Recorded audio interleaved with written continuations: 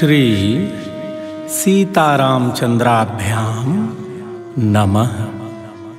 श्रीमद्वाल्मीकीय रामायणं बालकांडं 1सप्ततितमः सर्गः।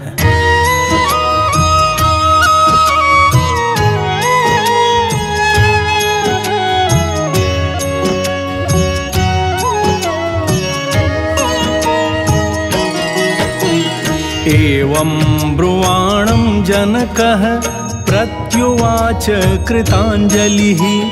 श्रोतुमर्हसि भद्रं ते कुलं नः परिकीर्तितं। प्रदाने हि मुनिश्रेष्ठ कुलं निरवशेषतः। वक्तव्यं कुलजातेन तन्निबोध महामते। राजा भूत्रिषु लोकेषु विश्रुतः स्वेन कर्मणा। निमिः परमधर्मात्मा सर्वसत्त्ववतां वरः। तस्य पुत्रो मिथिर्नाम जनको मिथिपुत्रकः। प्रथमो जनको राजा जनकादप्युदावसुः। उदावसोऽस्तु धर्मात्मा जातो वै नन्दिवर्धनः। नन्दिवर्धसुतः शूरः सुकेतुर्नाम नामतः। सुकेतोरपि धर्मात्मा देवरातो महाबलः। देवरातस्य राजर्षेः बृहद्रथ इति स्मृतः। बृहद्रथस्य शूरो भून्महावीरः प्रतापवान्। महावीरस्य धृतिमान् सुधृतिः सत्यविक्रमः। सुधृतेरपि धर्मात्मा धृष्टकेतुः सुधार्मिकः।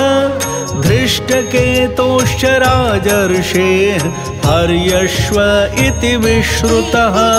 हर्यश्वस्य मरुः पुत्रो मरोः पुत्रः प्रतीन्धकः। प्रतीन्धकस्य धर्मात्मा राजा कीर्तिरथः सुतः। पुत्रः कीर्तिरथस्यापि देवमीढ इति स्मृतः। देवमीढस्य विबुधो विबुधस्य महीध्रकः। महीध्रकसुतो राजा कीर्तिरातो महाबलः। कीर्तिरातस्य राजर्षेः महारोमा व्यजायत। महारोम्णस्तु धर्मात्मा स्वर्णरोमा व्यजायत। स्वर्णरोम्णस्तु राजर्षेः ह्रस्वरोमा व्यजायत। तस्य पुत्रद्वयं राज्ञो धर्मज्ञस्य महात्मनः। ज्येष्ठोऽहम् अनुजो भ्राता मम वीरः कुशध्वजः। मां तु ज्येष्ठं पिता राज्ये सोऽभिषिच्य पिता मम।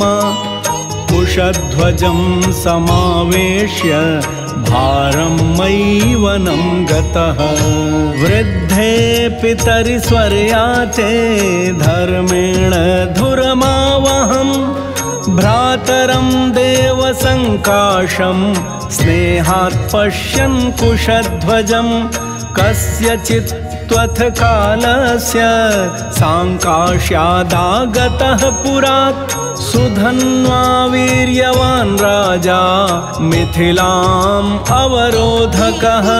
स च मे प्रेषयामास शैवं धनुरनुत्तमम्। सीता च कन्या पद्माक्षी मह्यं वै दीयताम् इति। तस्या प्रदानान् महर्षे युद्धमासीन्मया सह। सहतोऽभिमुखो राजा सुधन्वा तु मया रणे। निहत्य तं मुनिश्रेष्ठ सुधन्वानं नराधिपम्।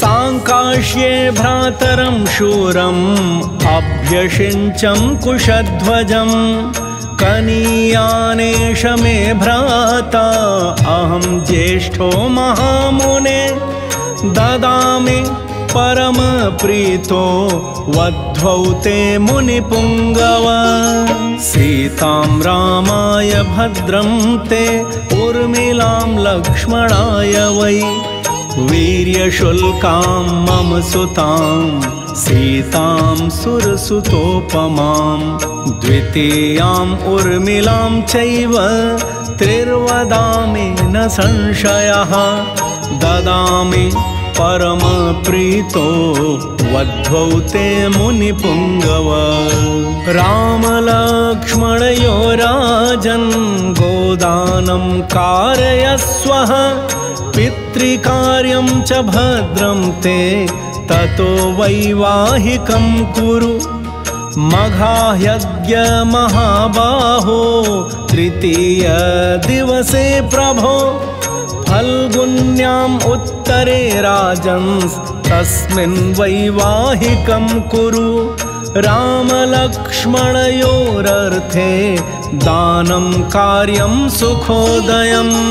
इत्यार्षे श्रीमद् रामायणे वाल्मीकिये आदिकाव्ये बालकाण्डे 1सप्ततितमः सर्गः।